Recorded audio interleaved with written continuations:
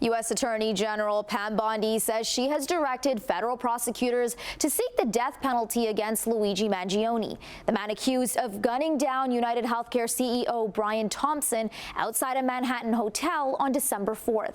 The 26-year-old faces separate federal and state murder charges for the killing. The federal charges include a charge of murder through use of a firearm, which carries the possibility of the death penalty.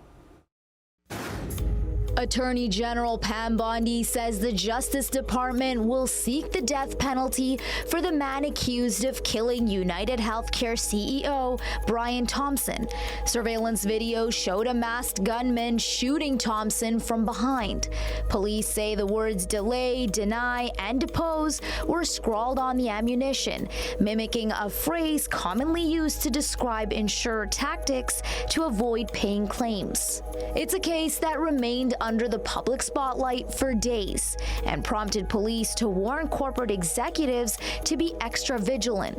Authorities were worried copycats could be inspired after posters praising the killing popped up in New York City. The Attorney General says this isn't just about Thompson's murder, but also risk to others.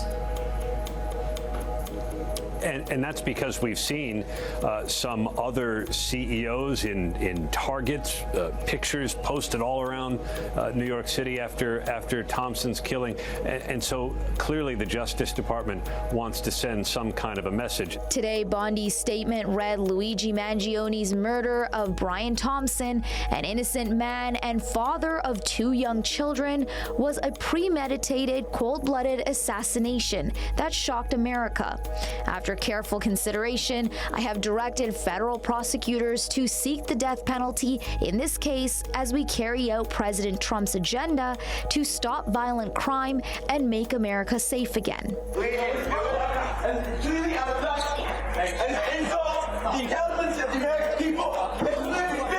The 26-year-old Ivy League graduate from a prominent Maryland real estate family faces separate federal and state murder charges. Mangione has pleaded not guilty to all charges.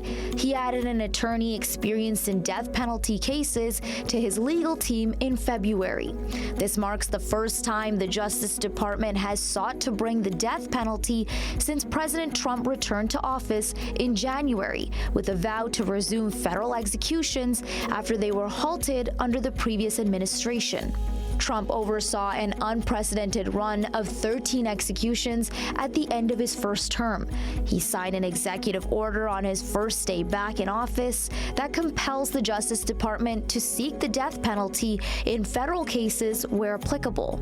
In federal death penalty cases, it is a 2-stage process. The jury not only decides guilt, but then they are the ones who ultimately decide whether the defendant lives or is put to death. It is not the judge that hands out the sentence. That's why death penalty juries have to be qualified, and it's a much more onerous process to seat a capital jury. Mangione has pleaded not guilty to a state indictment and has not yet been required to enter a plea on the federal charges.